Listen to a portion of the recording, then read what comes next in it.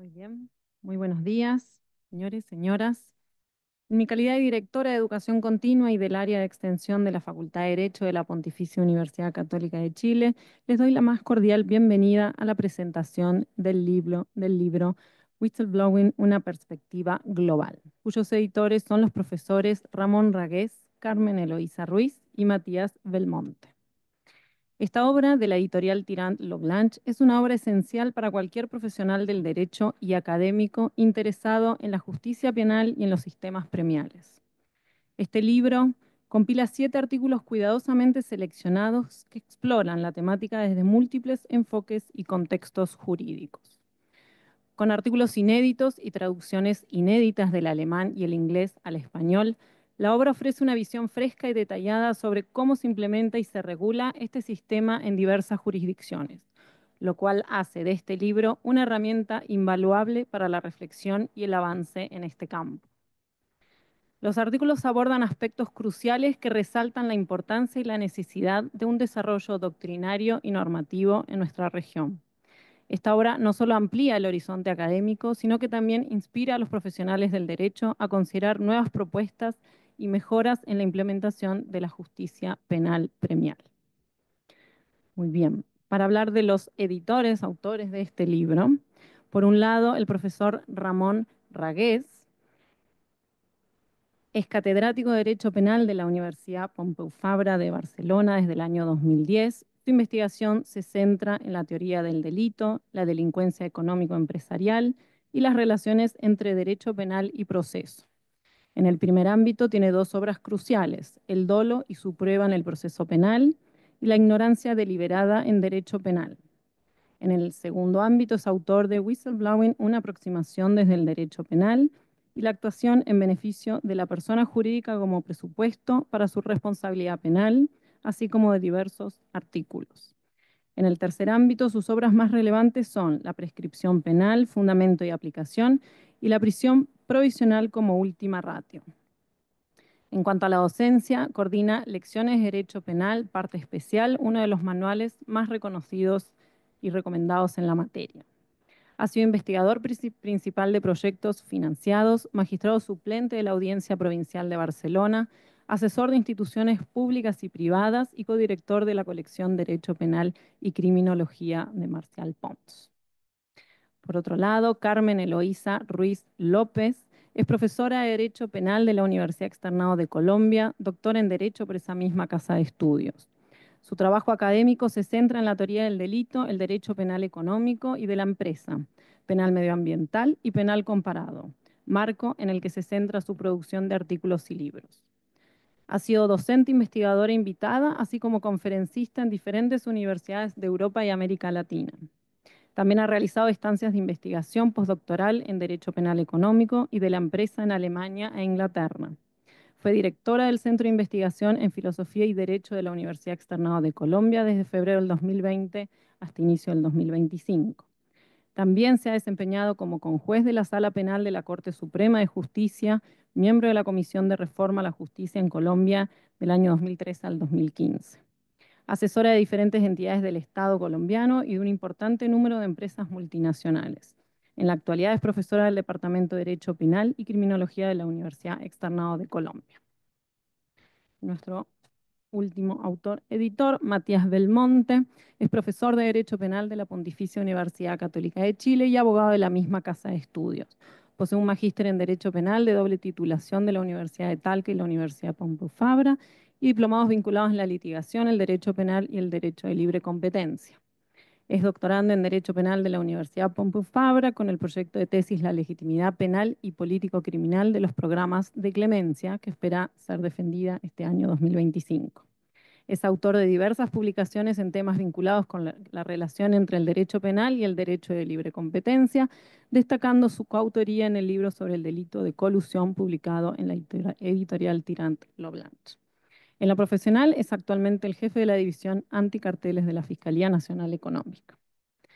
Muy bien, para la presentación de esta obra tenemos el honor de contar con la presencia del señor decano de nuestra facultad y el profesor Gabriel Boxan Ola y el profesor Alex Van Bessel. Desde ya agradecemos la presencia de todos ellos, quienes han dejado de lado sus importantes funciones para acompañar a los profesores en la presentación de su libro. Ahora bien, para comenzar, Gabriel Boxan Ola, decano de la Facultad de Derecho de nuestra Casa de Estudios del año 2019 y profesor de Derecho Administrativo desde el año 2006, autor de diversos libros, artículos especializados, capítulos de libros, entre otros, compartirá unas palabras.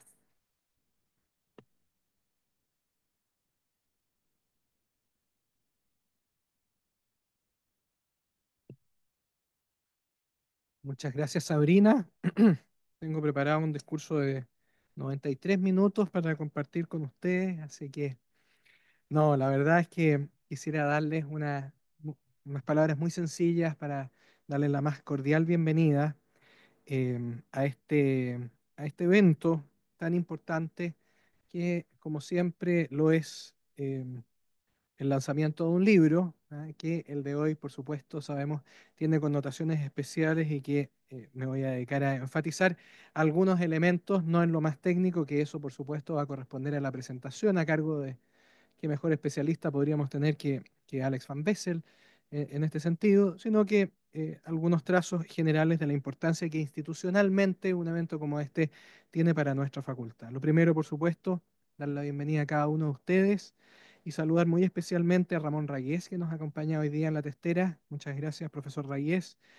Y Matías Belmonte, ambos son editores de este libro de Whistleblowing, una perspectiva global, junto con la profesora Ruiz. Y también, por supuesto, entonces agradecerle a Alex Van Bessel, nuestro distinguido profesor de Derecho Penal, que nos agasaje con su presentación el día de hoy y el análisis de la obra que se va a analizar.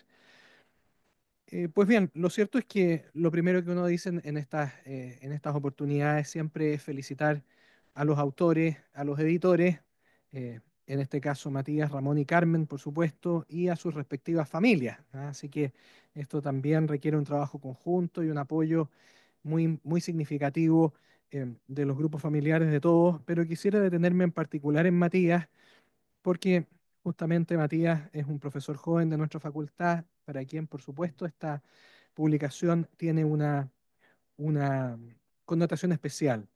Y en particular yo quisiera destacar que Matías, a pesar de su juventud evidente a la luz de todos, ¿ah? Y a la luz del día en esta sala, tiene una gran presencia en publicaciones, tiene una muy exitosa labor como docente en nuestra facultad, ya está muy avanzado en su doctorado, así que próximamente vamos a pedirle no recetas médicas como doctor, pero sí, por supuesto, algunas recetas jurídicas podrá ser, por supuesto, y todo ello, por supuesto, a más de una importante presencia internacional, de lo cual da cuenta, manifiesta este libro, y su intensa actividad profesional que sin duda él abordará al menos tangencialmente al momento de darnos unas palabras en un momento más.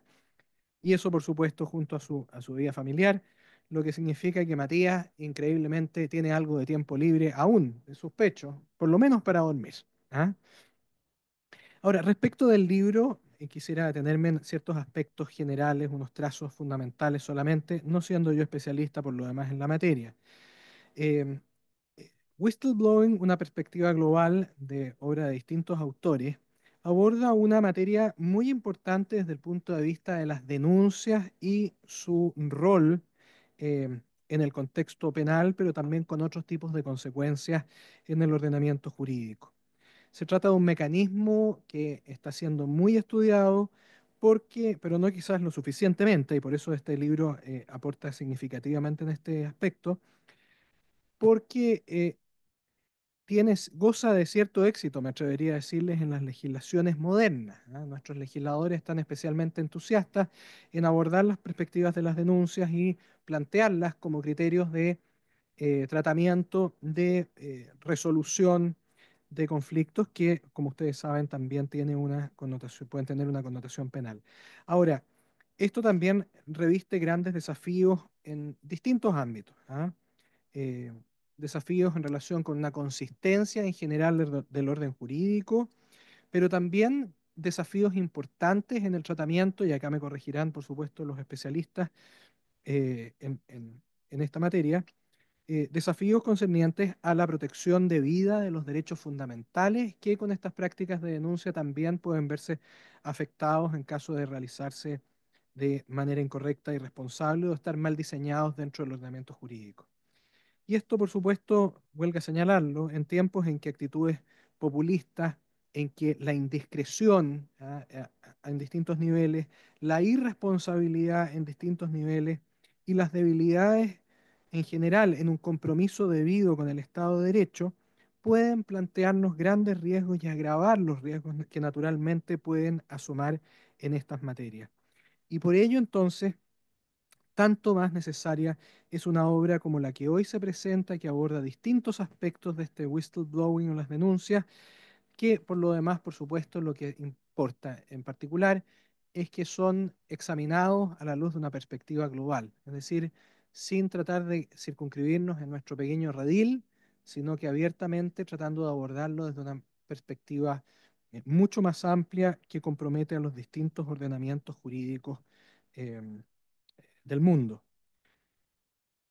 Por último, en relación con la importancia de esta materia, yo quisiera quizás hacer un juego de palabras o un juego artístico, pero eh, sabiendo cómo las denuncias pueden también deformarse y transformarse en otros mecanismos que pudieran ser inconvenientes para el Estado de Derecho, sobre todo si están animados por unas ciertas animosidades, espíritus de venganza, espíritus que precisamente no apuntan a sostener el ordenamiento jurídico en lo que supuestamente deberían tratar de reforzar.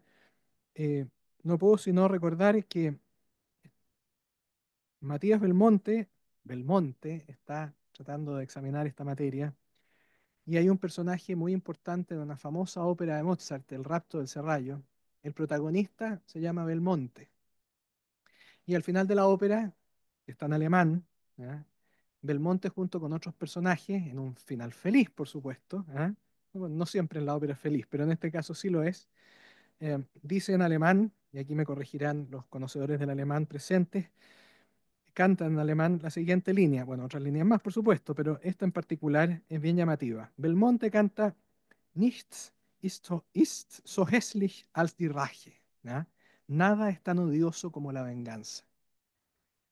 Más de 2 siglos después, otro Belmonte viene a cantar quizás que nada es tan odioso como la venganza en el espíritu del whistleblowing hoy día, ¿ah? Porque justamente a lo que apuntamos a través de nuestras contribuciones de los académicos de esta universidad y de tantas otras que abordan temas complejos como este, es precisamente abordar el bien común, aportar al bien de todos y cada uno y evitar que el ordenamiento jurídico se vea sometido a consecuencias indeseables, ¿ah? Que justamente puedan reñir con la justicia y con el bien. Muchísimas felicidades por esta publicación, muchísimas felicidades Ramón y muchas gracias por estar con nosotros hoy día. Gracias a ustedes por acompañarnos en presencia suya en este salón o bien también a través de esta transmisión. Que Dios los bendiga y muchas gracias.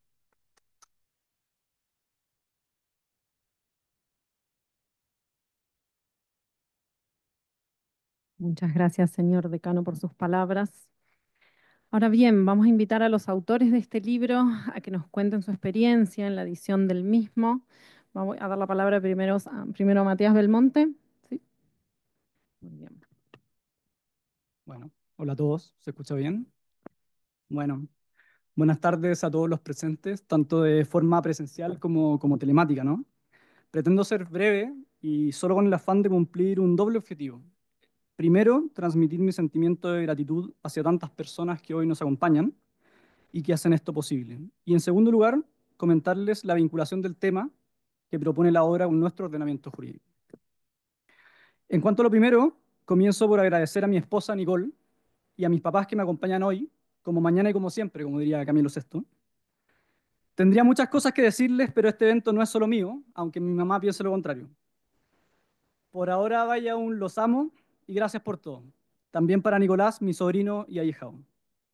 A continuación quiero agradecer a mi Facultad de Derecho y a quienes la representan en este acto, el decano, señor Gabriel Boxán, y el director de escuela, señor Cristóbal Izquierdo.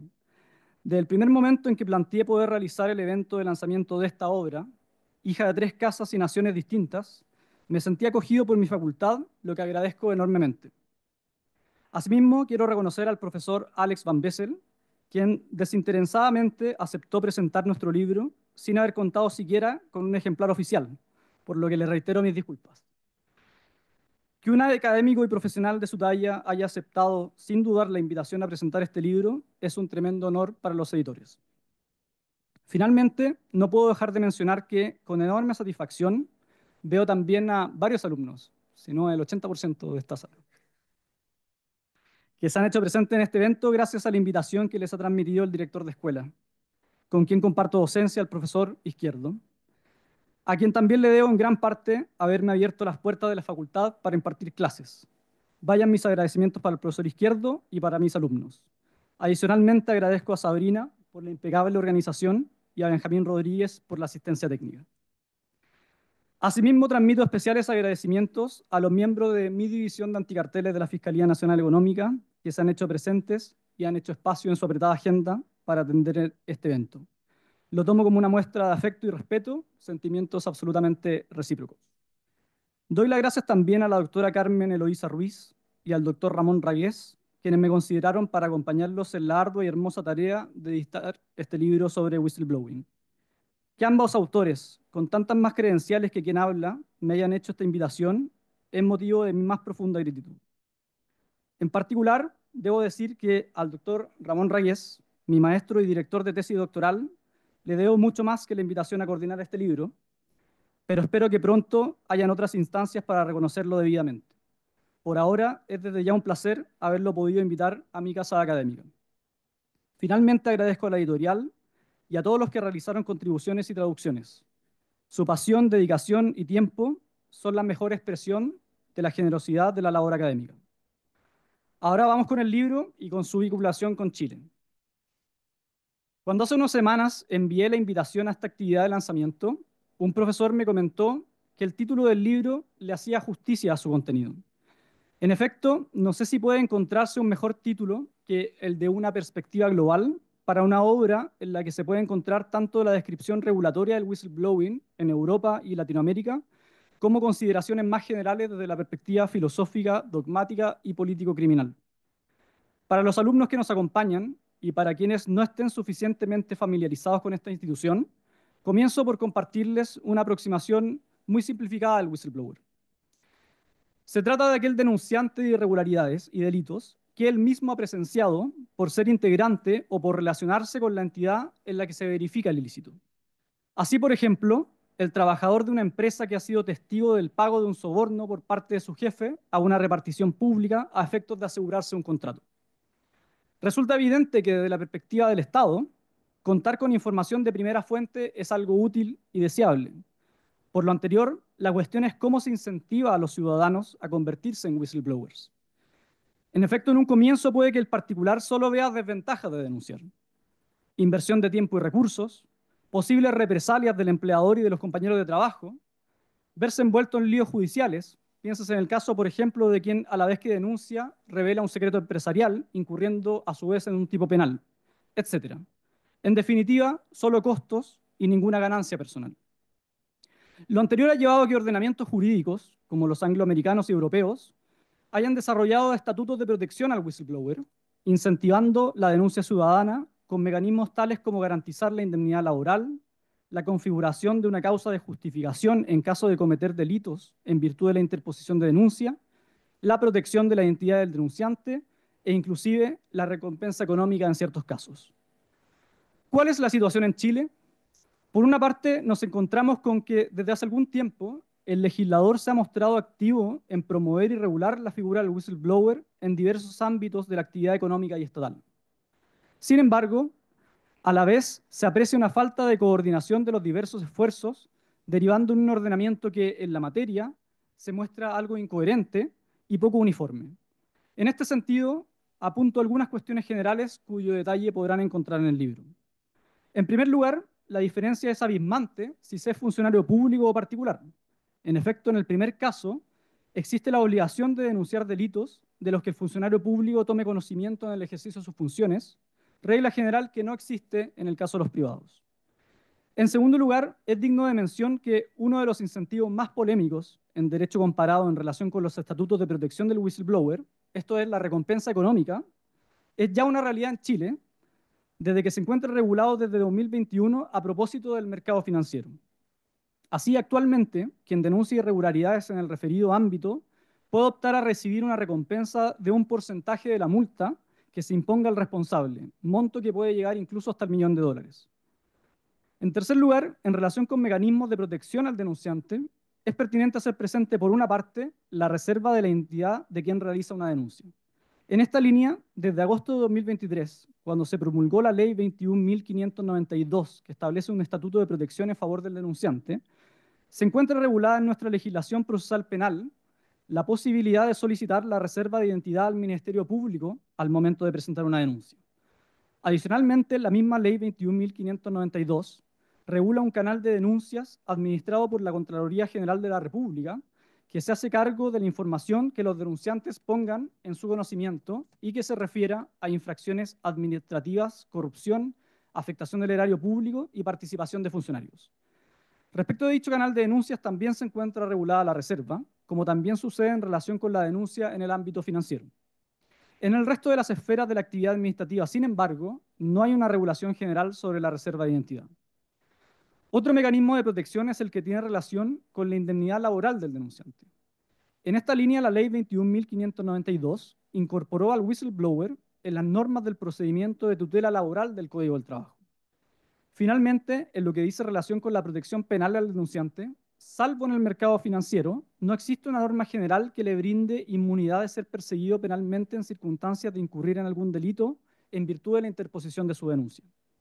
Si bien existe jurisprudencia que ha eximido de responsabilidad al denunciante en casos en que éste ha incurrido en algún tipo penal, como el de afectar la vida privada o intimidad, regulada en el artículo 161A del Código Penal, en violación de secretos o algún delito contra el honor, lo cierto es que la falta de una regulación general, la inexistencia del principio del precedente y los cambios de integración de los tribunales no permiten dar por sentada la exención penal.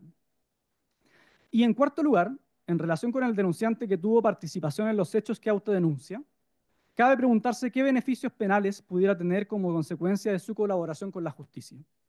Y aquí aparecen desde ya las atenuantes comunes de colaboración del artículo 11, número 8 y número 9 del Código Penal, y a continuación, atenuantes específicas en determinados ámbitos de criminalidad.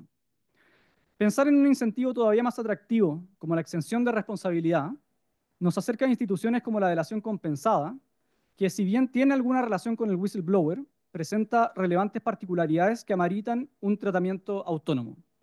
Me han comentado, de hecho, que alguna tesis doctoral se está escribiendo en tal sentido. Ante este panorama, es evidente que la situación chilena en la materia es, a la vez que viva y activa, también desorganizada y fragmentaria. Lo anterior es problemático si se considera que para el éxito de estas políticas públicas es indispensable la certeza jurídica, la que lamentablemente no posee actualmente el particular que, habiendo constatado una infracción, se propone a denunciar. En todo caso, y si sirve de consuelo, según se describe en el capítulo latinoamericano del libro, la situación de nuestros vecinos no es mucho mejor. En fin, por ahora, lo único cierto es que el whistleblowing ha llegado para quedarse y es obligatorio reflexionar con mayor profundidad acerca de todas las complejidades asociadas a su regulación. A efecto de satisfacer ese objetivo, confiamos en que el libro que editamos será una contribución brindando no solamente la experiencia comparada de ordenamientos con mayor desarrollo en la materia, sino que también invitándonos a pensar más allá del derecho. Es todo lo que quería decir. Muchas gracias a todos por su atención.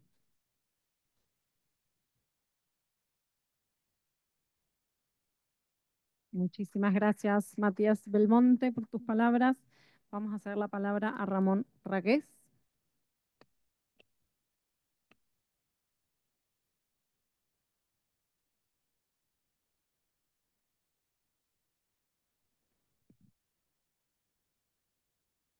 Gracias. Muchas gracias y buenos días a todos. Quisiera agradecer antes de entrar en detalles pues a la Facultad de Derecho, presentada aquí por su decano, por acompañarnos en el día de hoy, ¿no? Y haber aceptado la presentación del libro, y a todos ustedes, pues que hayan venido pues a este acto. La verdad es que no recuerdo muy bien cómo surgió la idea de presentar o de publicar este libro, la verdad. Empezamos con Carmen Ruiz, luego se sumó Matías. Pero bueno, este es un tema que en los últimos años, en todo lo que tiene que ver con la política criminal y las políticas de prevención del delito en Europa, pues es un tema de máxima actualidad. En el libro lo explicamos, pero en Europa se aprobó en el año 19 una directiva que obligó a todos los países de la Unión Europea a tener un estatuto de protección de los denunciantes, ¿no? De esto que en expresión anglosajona pues se ha impuesto, ¿no?, la palabra whistleblower, y eso ha llevado a que en los últimos tiempos, pues en Europa, como dice uno de los artículos, todo el mundo ame al whistleblower, ¿no? El legislador, porque dice que fomentar las denuncias será el gran remedio para todos nuestros problemas de fraude y corrupción. Los despachos de abogados también encantados, ¿no?, porque están participando en todo el diseño, ¿no?, pues de los canales de denuncias y en conseguir pues que las empresas se doten de este tipo de sistemas de información. La administración está creando pues sus agencias también de protección de denunciantes, ¿no? Realmente se ha puesto en marcha todo un entramado institucional y normativo muy, muy potente en relativamente poco tiempo en Europa. Todo esto viene de antes, de Estados Unidos, pero en Europa llevamos apenas 5 o 6 años con todas estas cuestiones, ¿no? Cuando nos planteamos publicar este libro, pensamos que tenía que ser un contrapunto todo esto, ¿no? Todo el mundo ama el whistleblowing, pero esta institución también tiene por lo menos sus interrogantes, ¿eh? No todo es maravilloso, en lo que tiene que ver con estas políticas públicas de incentivo de las denuncias. Y tratamos en el libro, como de alguna manera indica el título, de ofrecer perspectivas diversas que tenían que ver, por un lado, con las diversas culturas jurídicas, ¿no?, donde la figura se está implantando, desde Alemania a Estados Unidos, también Latinoamérica. Yo creo que es el primer libro, ¿no?, que ofrece sobre esta materia una perspectiva sobre cuál es el estado de la cuestión en América Latina, sobre las políticas de protección de los informantes. Y, por otro lado, queríamos que fuera un contrapunto también crítico a este amor generalizado al whistleblowing. Y que aquí se oyeran algunas voces que ponen en cuestión, bueno, pues si esto realmente es una política eficaz, por un lado, y a lo mejor ahí, pues, algunos incluso dicen nos estamos quedando cortos, ¿no? Hay un artículo que claramente aboga porque los denunciantes sean recompensados económicamente, ¿no? Parece que si no pagamos por la información, pues no estamos incentivando todo lo que deberíamos las denuncias.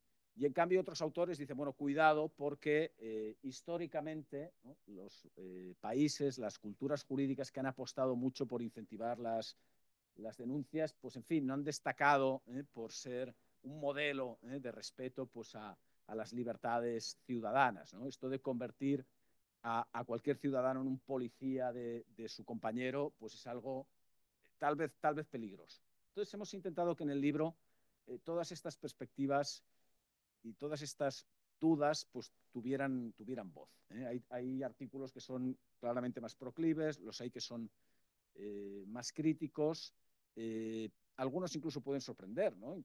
Por ejemplo, el artículo de Duff y Marshall, que se plantea si tal vez habría que establecer un deber de denuncia, algo que en la mayoría de países no existe, lo que puede sorprender, por cierto, en un autor del ámbito angloparlante, ¿no? Bueno, yo creo que quien lea este libro pues encontrará todas estas voces tan plurales, le aportará información, al mismo tiempo le aportará dudas. Miren, yo hace 30 años que soy profesor, 30 años. ¿Saben cuántas denuncias por fraude de mis alumnos respecto de otros alumnos he recibido en 30 años? Pues hasta hace 15 días les diría que una en 30 años. Ahora les puedo decir que dos, porque hace 15 días me llegó una segunda denuncia por fraude. Por una parte, tenemos el discurso político que nos dice, no, hay que proteger, hay que incentivar a los denunciantes, porque si no, no podemos combatir eficazmente el fraude y la corrupción. Pero por otro lado, no podemos obviar que existe un fuerte rechazo cultural hacia la figura del denunciante y que eso es algo que desde muy pequeños, de alguna manera, forma parte de nuestra educación, ¿no? Yo me acuerdo cuando era muy chico en la escuela, que cuando yo levantaba la mano para decirle a la profesora, ¿no? Oiga, profesora, señorita, decíamos entonces, ¿no? Señorita, que este niño está haciendo algo mal, ¿eh? La señorita, la profesora, me regañaba a mí, no al que estaba haciendo algo mal. Me decía, es muy feo acusar a los demás, ¿no? Bueno, pues esto que tenemos tan implantado en nuestra cultura jurídica, yo no tengo tan claro que sea bueno, que sea incluso conveniente, ¿no? Que desde los poderes públicos se estimule de una forma tan intensa como a veces se pretende el que todos nos convirtamos en policías de todos. Y, no sé, tal vez aquí ya que es el decano, imagínense que el decano les dijera, mire, les voy a dar un premio, les voy a pagar en dinero, como se propone en algunos lugares, si denuncian el fraude en el que pueda incurrir alguno de sus compañeros, ¿no? Pues probablemente eso no nos gustaría tanto. Quiero decir que, por más que todo el mundo aparentemente, sobre todo los políticos, amen el whistleblowing, yo creo que la figura requiere una segunda vuelta más crítica, y eso es lo que hemos intentado con este libro, por el que quiero agradecer, como ha hecho Matías, pero yo me sumo a los agradecimientos a los autores y también a los traductores, que tienen un trabajo a veces ingrato, duro, pero que sin ellos no habría sido publicar esta obra, que en fin, que espero que sea del interés de todos ustedes. Muchas gracias.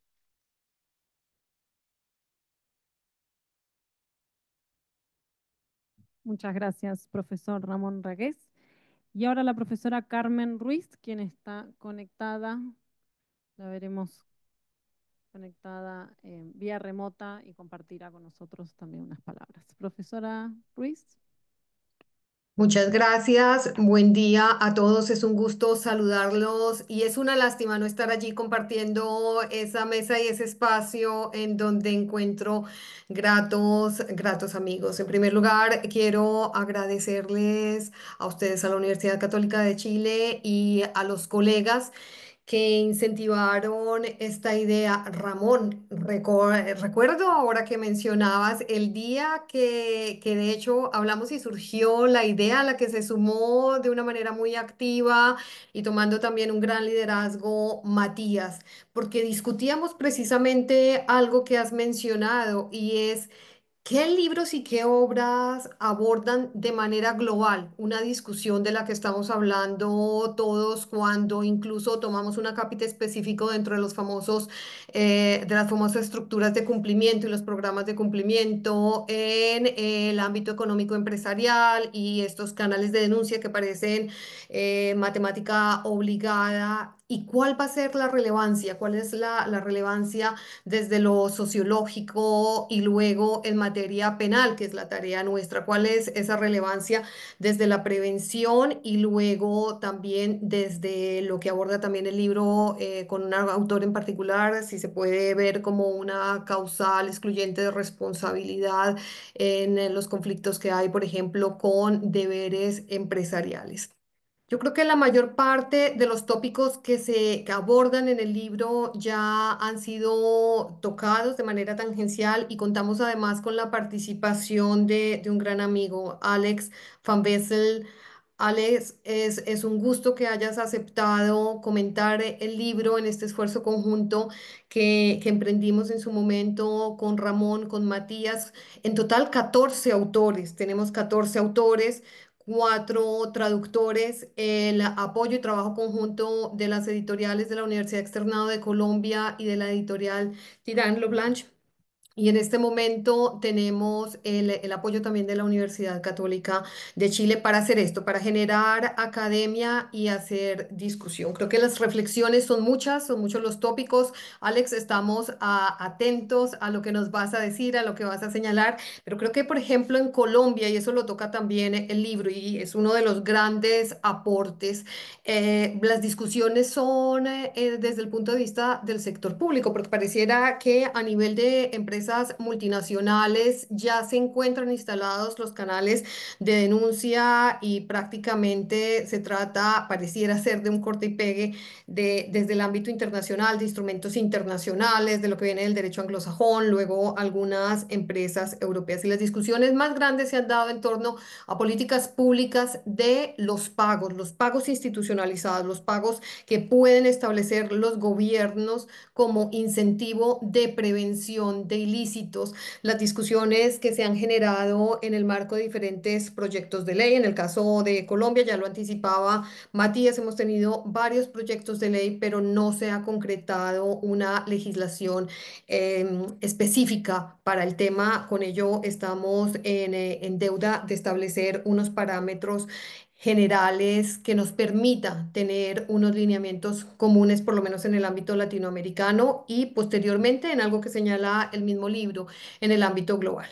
Yo creo que con ello lo que me resta es darle las gracias a todo el equipo, a ti, Ramón, a ti, Matías, por el esfuerzo. Recuerdo el trabajo permanente, mails que van, que vuelven en la construcción de este libro, a los 14 autores, a los 4 traductores.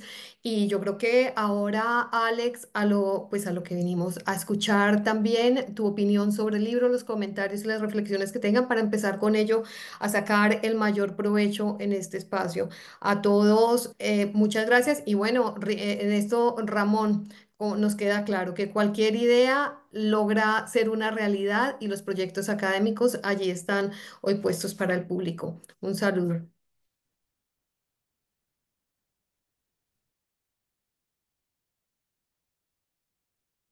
Muchas gracias, profesora Ruiz.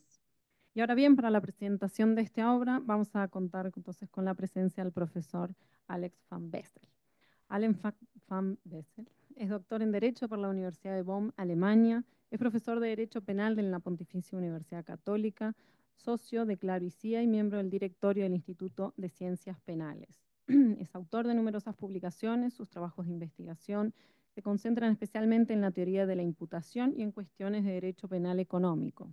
Fue miembro de las comisiones académicas que en 2013 y 2018 prepararon el proyecto del nuevo Código Penal que actualmente se tramita en el Congreso. Junto a la práctica profesional en materias penales y regulatorias, dicta clases en diversos programas de posgrado y participa regularmente como relator en cursos de perfeccionamiento y especialización. Cedo la palabra.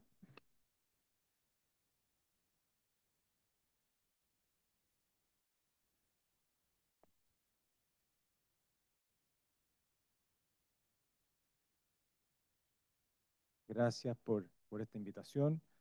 La verdad es que me han agradecido mucho. El que deba las gracias soy yo, porque me han obligado a leer este libro y aprender de él. Efectivamente, es un trabajo valiosísimo, muy sugerente, y por lo tanto agradezco la posibilidad de comentarlo, de compartir algunas de las reflexiones que me sugirió su lectura.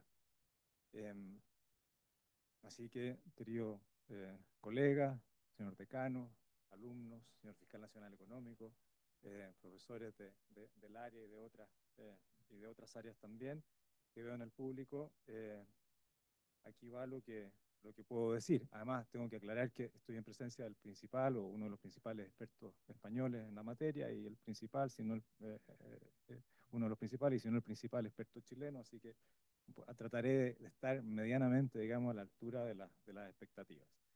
Y un saludo también muy cariñoso para Carmen Ruiz, ¿no?, con quien nos unen tantos proyectos y actividades académicas a lo largo de ya muchos años. ¿Sí? ¿Ahí se escucha mejor? Ya. Comencemos por lo más simple. El libro reúne 7 trabajos que iluminan desde distintas perspectivas la realidad del whistleblowing. Los 2 primeros trabajos fueron escritos por el profesor de Friburgo, Roland Hieffendel, y presentan algunos esfuerzos de clarificación conceptual, pero sobre todo una visión extremadamente crítica de la figura. Y aquí digo figura para evitar la palabra institución. Yo no sé si con el whistleblowing puede hablarse todavía de una institución jurídica. Me da la impresión de que no. Hieffendel llega a postular una especie de teoría de la conspiración universal, según la cual esta figura es un engendro de los intereses creados en la conservación del modelo neoliberal. ¿Cómo es esto? Bueno, porque en vez de permitir un cuestionamiento del modelo en su conjunto, se focaliza en lo que serían sus fallas puntuales, lo cual, las cuales se deben a la mala conducta de ciertas personas concretas e individuales. El informante o whistleblower es presentado así como un héroe que se levanta contra el abuso y las malas prácticas, cuando en realidad está contribuyendo a la estabilización y conservación del sistema, del status quo. Yo no sé si será que estos textos son de hace más de 5 años atrás, pero la verdad es que al menos para la mayor parte de nosotros, creo, la idea de que existen caminos distintos del trabajo duro, el libre intercambio y libre comercio y el respeto al derecho para obtener un mínimo de bienestar material, ¿no es cierto?, que hace posible el espiritual, nos parece algo un poco excéntrico y más bien anacrónico. Los textos con mayor carga filosófica y dogmática son, a mi juicio, el trabajo conjunto de Anthony Duff y de Sandra Marshall, ambos eméritos de Stirling en Escocia, y el intento de domesticación dogmática de la figura del whistleblower escrito por Alaor Leite de la Universidad Humboldt. Me voy a referir luego a ellos con un poco más de detalle. Una carga no menor también está implícita en la contribución de los profesores Niederroth y Spagnolo, ambos vinculados al Institute for Transitional Economics de Estocolmo, un estudio criminológico que busca sustentar empíricamente la eficacia de las recompensas económicas para los denunciantes. Los otros dos trabajos contienen análisis dogmáticos de la normativa vigente. Ramón Ragués comenta la Directiva 2019-1937 de la Unión Europea y los profesores Mateo Bermejo y Juan Pablo Montiel, Eloísa Estelita y Joana Siqueira, Percy García Cabero y finalmente Matías Belmonte comentan respectivamente las regulaciones vigentes en Argentina, Brasil, Perú y Chile. Digamos desde ya que es imposible no coincidir con la conclusión de todos estos autores hacia el final del trabajo. El análisis hecho refleja no solo la falta de consenso político en torno a la figura del informante, héroes o traidores, se preguntaba hace unos años Ramón Ragués, sino una regulación fragmentaria y casuística que clama por una sistematización para evitar inconsistencias y tratamientos injustificadamente diferenciados en el ámbito laboral, de carteles, de securities y otros. Aunque no todos los trabajos se atienen a un solo concepto de whistleblower, me parece a mí claro que debiera ser pacífico definir esta figura, y aquí una pequeña crítica a veces a un par de trabajos que la amplían a mi juicio en demasía. El whistleblower es quien, sin ser interviniente en el hecho ilícito denunciado, ni tampoco víctima de él, lo pone en conocimiento de sus superiores, de la autoridad o del público, lo cual permite adoptar medidas para su investigación o persecución. Me parece que esto es importante porque el estatuto del informante es muy distinto del estatuto de la víctima que denuncia y también muy distinto del que corresponde a quien ha intervenido en el hecho ilícito como autor o como partícipe. El autor del hecho ilícito o interviniente en él, para decirlo gráficamente, se pone en manos del Estado y a lo más puede aspirar a clemencia. En cambio, el informante, como recordaba Matías hace un momento, puede ganarse $1.000.000 conforme al derecho chileno. Tan importante como delimitar el concepto es reconocer que la figura puede explicarse a partir de dos concepciones en cierta forma opuestas de la sociedad y del derecho. Hay un enfoque, si uno quiere, comunitarista, como el que siguen Anthony Duff y Sandra Marshall en su contribución, conforme al cual la denuncia de delitos es parte del conjunto de las responsabilidades del ciudadano. Y también hay un enfoque liberal, utilitarista, según el cual la figura es útil para alcanzar ciertos objetivos que forman parte del pacto social. Este último es el enfoque que asumen en forma no controvertida, no discutida, Niederroth y Spagnolo. Me parece que también el que asumen la mayoría de los autores, la gran mayoría de los autores que se han ocupado de este tema, entre ellos el mismo Alaor Leite. Lo que ocurre es que Leite mantiene en términos mucho más intensos, la impronta liberal en tiempos de un fuerte y creciente iliberalismo en materia penal. Estos enfoques conducen a su vez a distintas regulaciones de la figura o pueden conducir a distintas comprensiones y, por tanto, regulaciones de la figura. Y esto se puede abordar en sucesivos pasos o preguntas. La primera pregunta es si la denuncia de hechos presuntamente ilícitos es deseable socialmente o no lo es, ¿no? Una cuestión sí, política básica, ¿no? Algo, como decía Ramón, ¿verdad? No hay que ser acusete, ¿no? Alguien podría pensar que no es deseable la denuncia de hechos ilícitos, ¿no es cierto? Como conducta generalizada en la sociedad, porque lleva a una cultura del espionaje, del chivatazo, de la glorificación de los soplones, ¿no? Los países con experiencia en regímenes totalitarios pueden contar muchas historias sobre esto y es razonable que sean reacios a la figura. Alguna experiencia tenemos nosotros en Chile también. Contra esto están quienes como Duff y Marshall entienden que el derecho en las sociedades democráticas no es algo impuesto desde arriba, sino que todos tenemos responsabilidad en conservar la juridicidad como condición de la libertad. El argumento es estrictamente antitotalitario. En una sociedad donde los funcionarios del Estado están limitados en sus competencias y permisos, es imposible la mantención de la juridicidad sin la colaboración de los ciudadanos, ¿no? Como decía Fichte ya en el siglo XIX, decía, un derecho, ¿no es cierto?, que pretende la eficacia, ¿no?, a toda costa, es un derecho policial, es un derecho donde cada ciudadano tiene que estar en un lugar que más o menos es conocido de la autoridad. Un modelo liberal utilitarista podría llegar a conclusiones similares apelando a conceptos como la necesidad de minimizar el free riding, pero el enfoque, ¿no es cierto?, de Duff y Marshall es muy potente, muy fuerte desde el punto de vista de sus presupuestos. Entonces, supongamos por un momento que es deseable socialmente que los ciudadanos denuncien presuntos ilícitos. Ahora, con esto solo empiezan los problemas, ¿eh? Porque pongo sobre la mesa el que me parece de entrada más importante. ¿Cómo conjugar la denuncia con el respeto a los derechos de la persona natural o jurídica denunciada? ¿Cómo justificar que se afecten bienes o derechos individuales inmediatos para resguardar un interés colectivo y por lo general abstracto, también en el sentido de distante? Se trata clásicamente de casos de colisión con el derecho a la honra o incluso con los bienes protegidos por el delito de obstrucción a la investigación. Desde la entrada en vigencia de la Ley de Delitos Económicos en Chile, también puede haber colisión con la protección penal de los secretos comerciales o empresariales.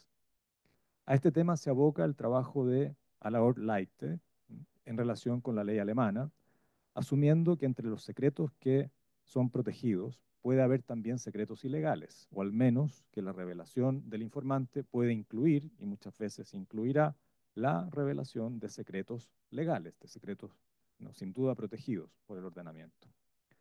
Y ya al plantearse esta cuestión, se plantea al mismo tiempo otra muy delicada, porque no se puede olvidar que la denuncia siempre va a recaer sobre un hecho supuesta o presuntamente ilícito. El informante en rigor no denuncia delitos o hechos ilegales, sino hechos que en el mejor de los casos tienen la apariencia de ser ilícitos o ilegales. Cuán certera es esta apariencia depende de la información con que cuente la persona, la cual depende usualmente en el mundo privado al menos y público también, de su cargo. Y ya sabemos que quienes denuncian no suelen ser los altos directivos. Esta incertidumbre ex ante dificulta ciertamente la ponderación en todos los casos en que la permisión de la afectación de la honra o de los secretos de una persona podría entenderse justificada en un sentido penal. Por eso mismo es que la otra gran cuestión, que es la que a Leite realmente le preocupa su trabajo, es cuál sería la causa de justificación que habría que invocar en estos casos.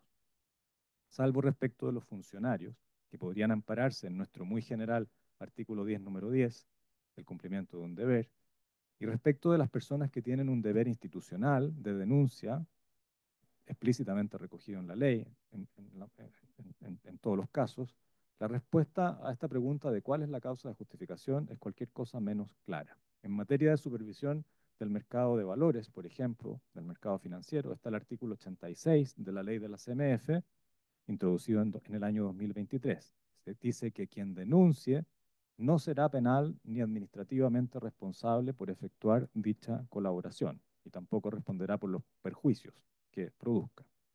Pero ¿qué significa realmente esta exención desde el punto de vista penal?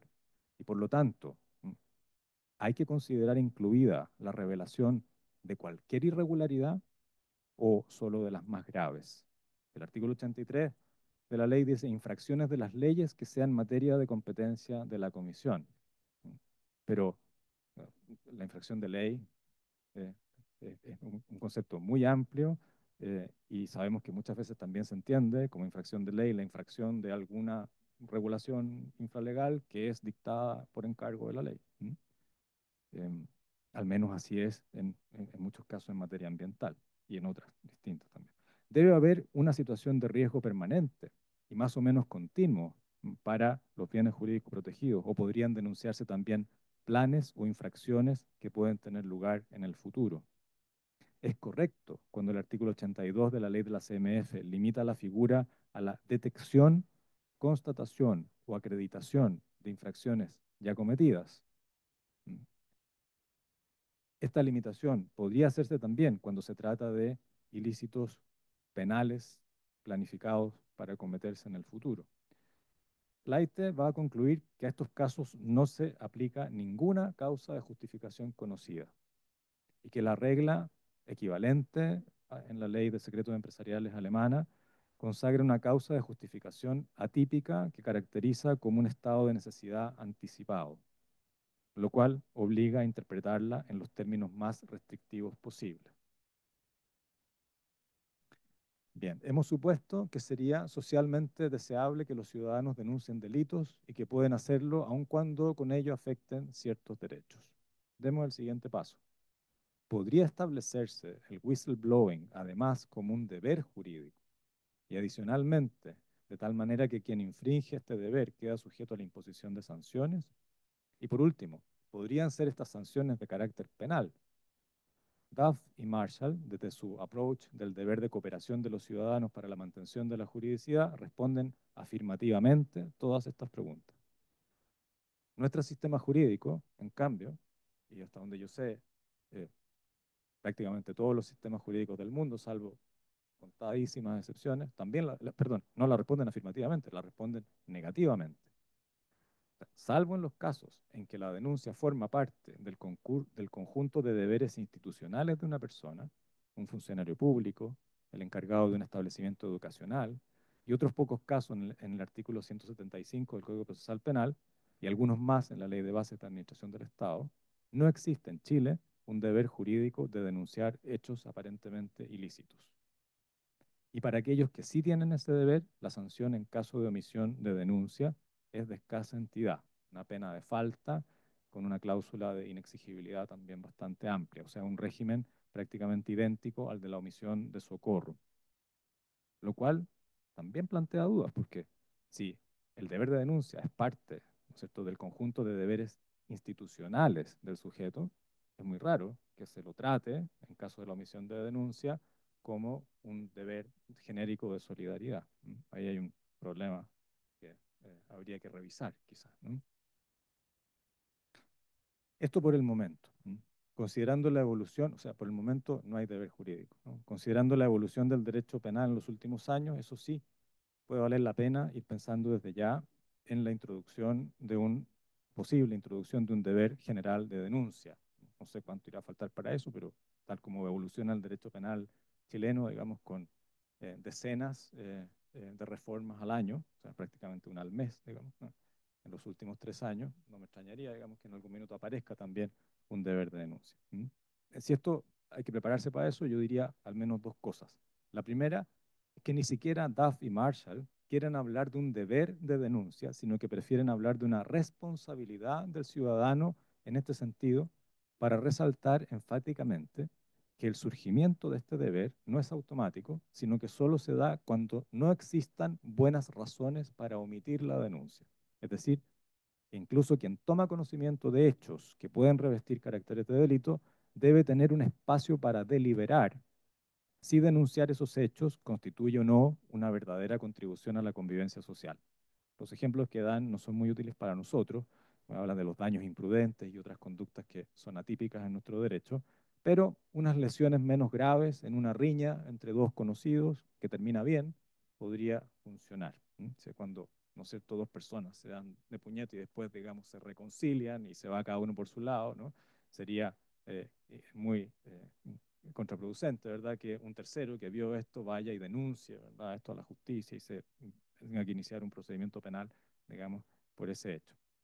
Sugieren operativizar esta instancia de discrecionalidad del ciudadano a través de una causa de lo que nosotros consideraríamos atipicidad o bien mediante una justificación, aunque prefieren esta última, la justificación. Y la segunda cosa, a propósito de la introducción teórica de un deber de denunciar, es que incluso para Duff y para Marshall, eh, este deber solo impone una conducta análoga a la de un buen samaritano, es decir, es equiparable a la infracción de un deber puro de solidaridad a la omisión de socorro para el ciudadano común y corriente. Todo esto llama o incita a referirse a otro punto en relación con este espinoso asunto del deber jurídico de denunciar, que es el siguiente. Como sabemos, las personas jurídicas están obligadas a prevenir la comisión de delitos y, desde la ley de delitos económicos, ya ni siquiera solo los que se cometen en su seno, sino en el amplio contexto de sus actividades. Este deber de prevención comprende la implementación de un sistema al cual pertenece usualmente un canal de denuncias que debe gestionarse con ciertos estándares, etc. Pues bien, pertenece también a un sistema de prevención adecuado el deber de denunciar a la autoridad los hechos que revistan caracteres de delito y que se detecten al interior de la empresa.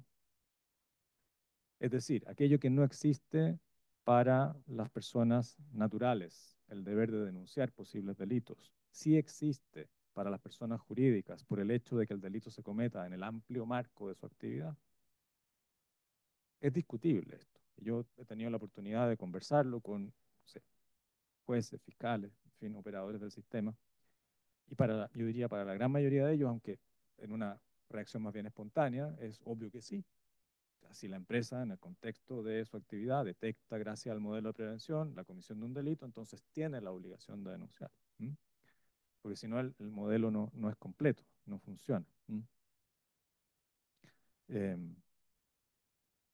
Y esto es problemático, es problemático desde el punto de vista político-criminal. ¿No? O sea, como experiencia así de abogado, yo antes de la ley de responsabilidad penal de las personas jurídicas, ¿no es cierto? Si venía un ejecutivo, alto ejecutivo de una compañía y me decía, oiga, hemos descubierto que tal funcionario pagó a tal empleado, le pagó a un funcionario para obtener no sé qué permiso, etcétera.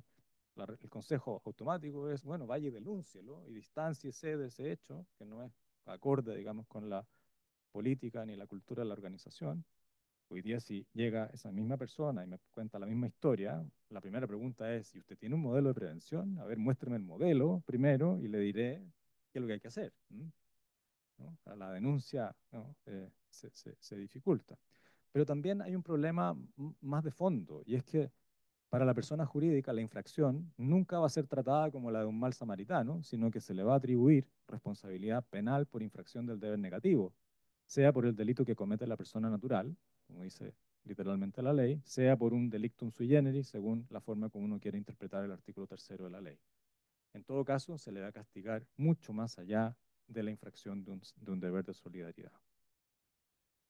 Finalmente, digamos sobre este punto que todas las disquisiciones que hemos hecho no tienen mucho sentido en un modelo utilitarista de fundamentación. Aquí lo importante es que ingresen las denuncias para que el sistema las pueda procesar. Salvo consideraciones más bien vagas de proporcionalidad, me parece que el esquema utilitarista tiene poco que decir sobre la posible ilegitimidad de un deber jurídico de denunciar, a menos que se pueda demostrar que la imposición de un deber así es ineficaz. Los dos trabajos de Heffendel apuntan en esa dirección, es ineficaz, y cuestionan la figura del whistleblowing porque no consigue sus objetivos. El estudio de Niederroth y Españolo resume, en cambio, alguna evidencia en sentido contrario. Es posible que, entre tanto, se hayan aquietado un poco las aguas en esta disputa sobre la evidencia, lo cual es una razón más para promover una segunda edición del libro que estamos presentando, una vez que eso llegue a conocimiento del público. Entonces, nos hemos preguntado si existe un deber de denunciar, si este deber puede ser jurídico y en su caso qué límites gruesos habría que observar. Si las respuestas a estas dos preguntas son afirmativas, me quedan tres cuestiones que comentar muy brevemente. Una reflexión sobre el denominado whistleblowing interno y las investigaciones internas en las empresas. Segundo, si el deber puede cumplirse revelando hechos directamente al público, a los medios, en fin. Y si pueden establecerse incentivos monetarios para los denunciantes. No, muy brevemente sobre esta cuestión. Aunque varias de las reflexiones de Heffendel suenan a teoría de la conspiración, hay otras que sí es importante considerar. Y una de ellas es que existe una gran diferencia entre el whistleblowing interno y el externo. El interno es esencialmente conservador del status quo y es el que por lo general fomentan las regulaciones. Por eso se suele hablar de una privatización del enforcement normativo y regulatorio. Las denuncias van a parar a su vez a otra instancia de ese supuesto enforcement privado, que son las famosas investigaciones internas. Ambas figuras son justificables tanto desde la perspectiva comunitarista como desde la utilitarista, pero la primera nos obliga a enfatizar, y esto es relevante también desde la praxis, que para constituir verdaderas manifestaciones de enforcement y cooperación ciudadana con la juridicidad, las investigaciones internas tienen que cumplir estándares muy elevados, desde la independencia de los investigadores respecto de la empresa hasta el respeto de los derechos de las personas investigadas y el trato con los testigos.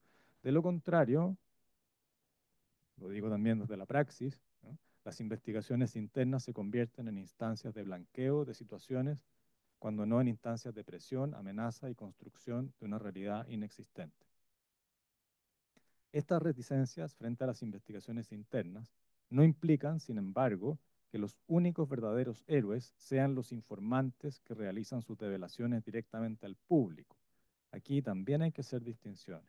La literatura y, más importante aún, los ordenamientos jurídicos comparados suelen distinguir entre la revelación a los medios de comunicación y la revelación a través de redes sociales.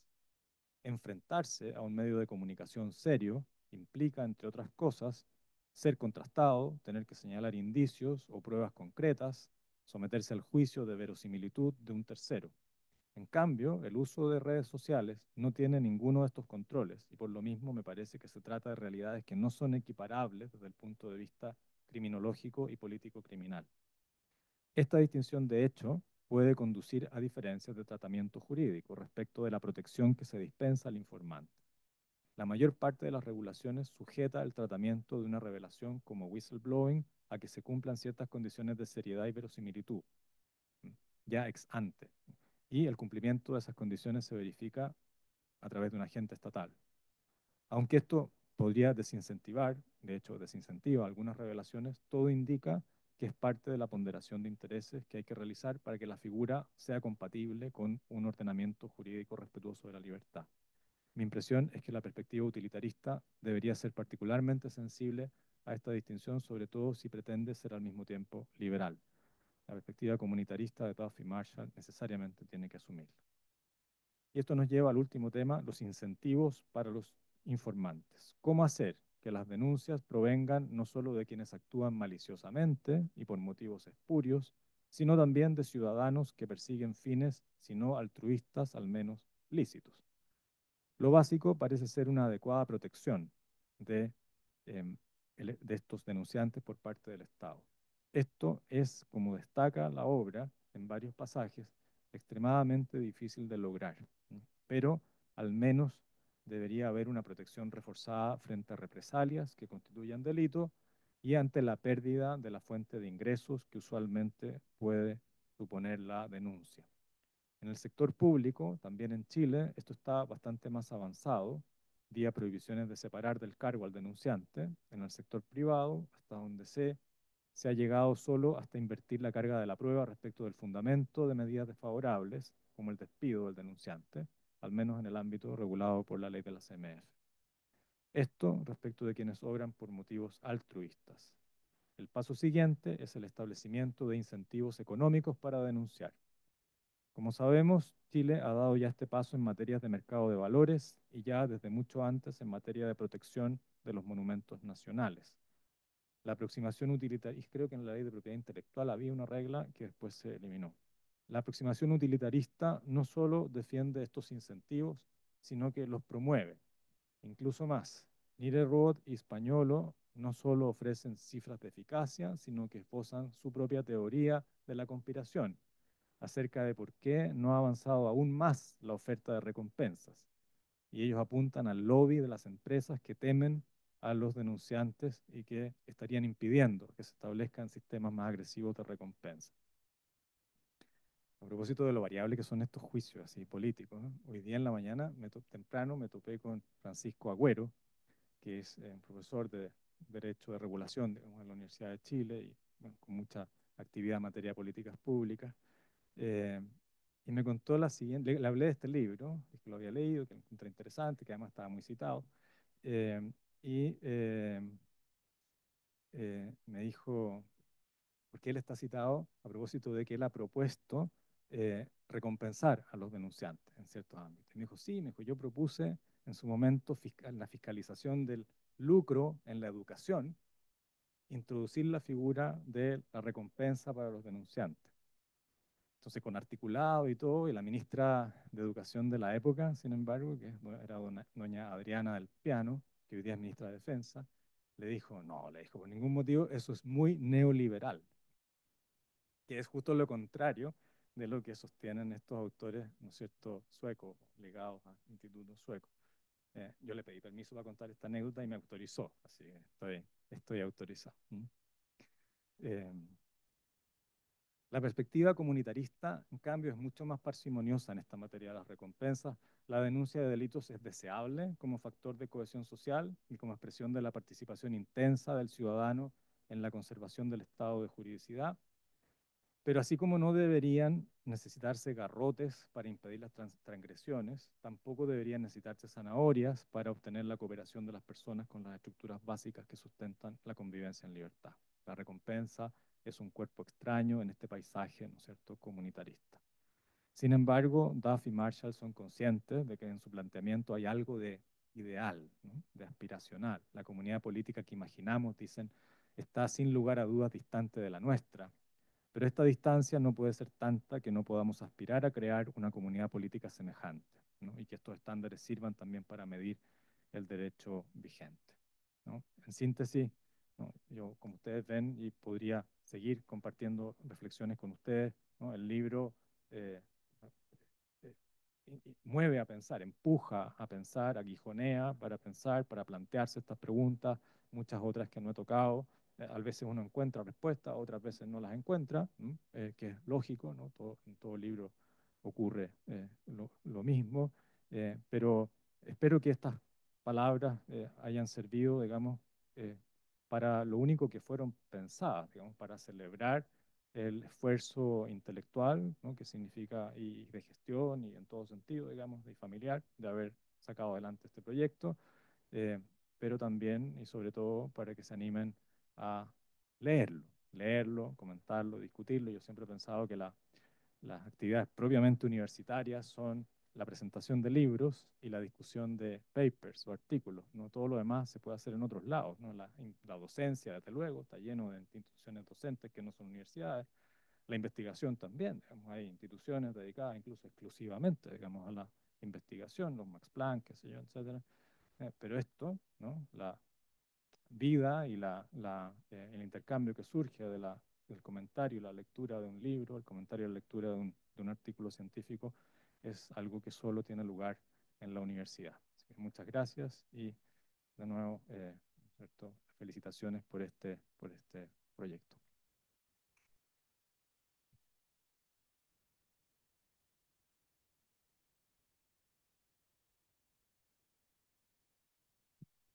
Muchísimas gracias, profesor Alex Van Wessel, por sus palabras.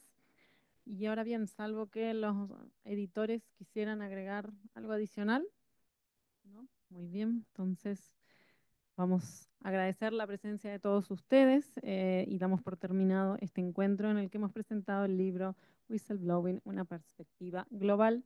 Afuera lo encuentran si alguno quisiera adquirirlo. Muchas gracias.